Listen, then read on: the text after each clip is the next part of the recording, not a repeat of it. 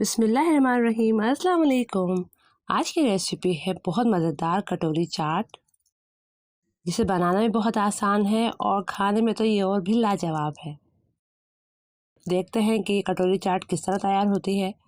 4 cup मैंने मैदा ले लिया है 1 किलो के करीब, और 5 खाने के चम्मच ऑयल इसमें ऐड करेंगे।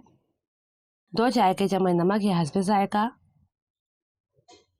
ये इसकी डो की इंग्रेडिएंट्स हैं। अब सबसे पहले डो रेडी करने के लिए मैंने जो है मैदा पहले मैंने छान लिया था, और अब इसमें 5 टेबल स्पून के करीब मैं ऑयल ऐड कर रही हूँ, और साथ ही इसमें डाल देंगे 2 चाय के चम्मच नमक। और नमक डालने के बाद सबसे पहले अच्छी तरह से इन्हें मिक्स करेंगे, ताकि ऑयल और नमक जो है वो अच्छी तरह से मैदे के साथ मिक्स हो जाए। और फिर पानी की मदद से सॉफ्ट सा एक डो रेडी कर लेंगे। डो जो है आपका बहुत हार्ड नहीं होना चाहिए और बहुत ज़्यादा मुलायम भी नहीं होना चाहिए। बिल्कुल एक जो नॉर्मल डो हम लोग रोटी के लिए रेडी करते हैं, इस तरह से आपका डो होना चाहिए। अब इस तरह से पानी लगा लगा के मैंने एक डो रेडी कर लिया है। आप देख सकते हैं कि इतना ही सॉफ्ट हमें डो चाहिए, और इसे ऑयल लगा के 5-10 मिनट के लिए छोड़ देंगे। अब देखिए, मैंने इस तरह से पेड़े बना लिए हैं, और ये मैंने एक स्टील की इस तरह की कटोरी ले ली है, जो आराम से मार्केट में मिल जाती है। मेरे पास इस साइज़ की कटोरी है, तो मैं इसके साइज़ के हिसाब से ही मैंने पेड़े बनाए हैं। और इसी पर ही पहले आप देख लेंगे कि आपकी जो कटोरी है उसके लिहाज से आपने पेड़े बनाने हैं।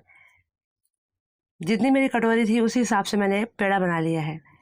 अब सबसे पहले हाथों की मदद से आप जो है इस पेड़े को जो है वो फैलाएंगे, और फिर इसे बेल लेंगे।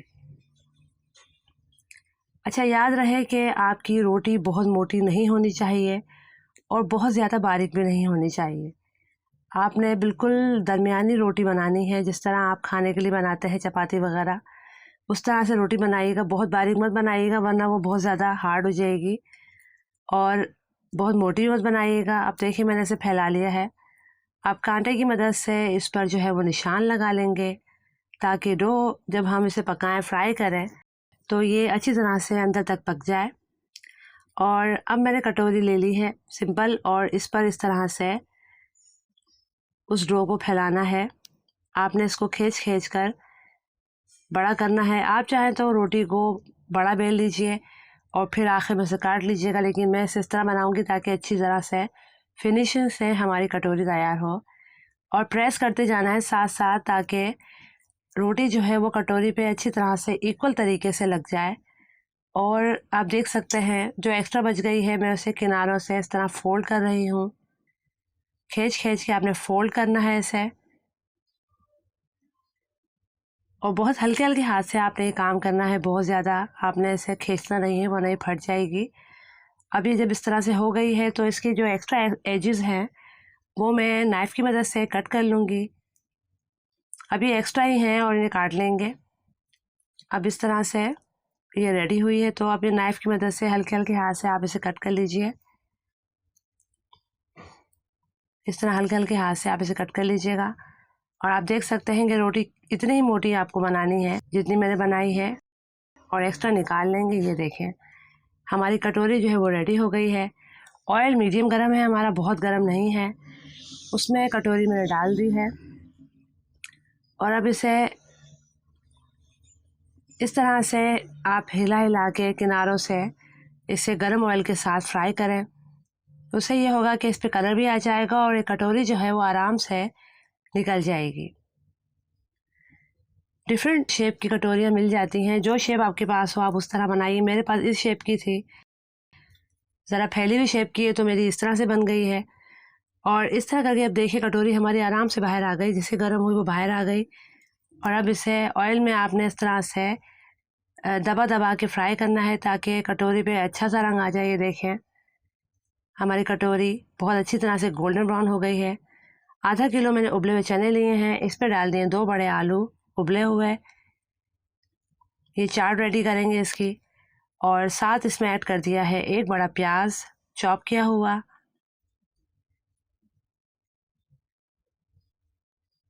और साथ ऐड कर देंगे 1 बड़ा टमाटर, वो भी मैंने ज़रा मोटा मोटा काट लिया था, चॉप कर लिया था, और 1 चाय का चम्मच नमक और 2 चाय के चम्मच चाट मसाला।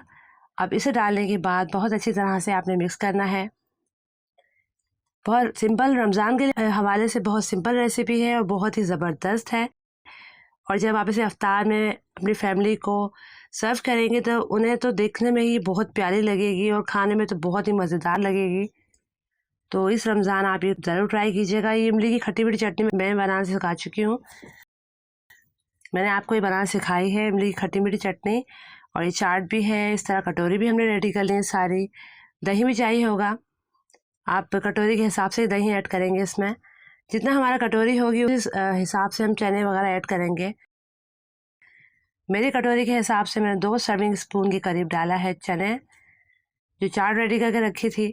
साथ इसमें ऐड कर देंगे इमली की खट्टी मीठी चटनी, जो मैंने आपको बनाना सिखा चुकी हूँ। और साथ ऐड कर देंगे दही भी इसमें 1 खाने का चम्मच, 2 खाने के चम्मच बल्कि भर के डाल लीजिएगा। और फिर आखिर में हम इस पर ऐड करेंगे इमली की मज़ेदार सी चटनी थोड़ी सी, और साथ ऐड कर देंगे दही बड़े मसाला मिल जाता है मार्केट से, और चाट मसाला भी इसमें ऐड कर देंगे।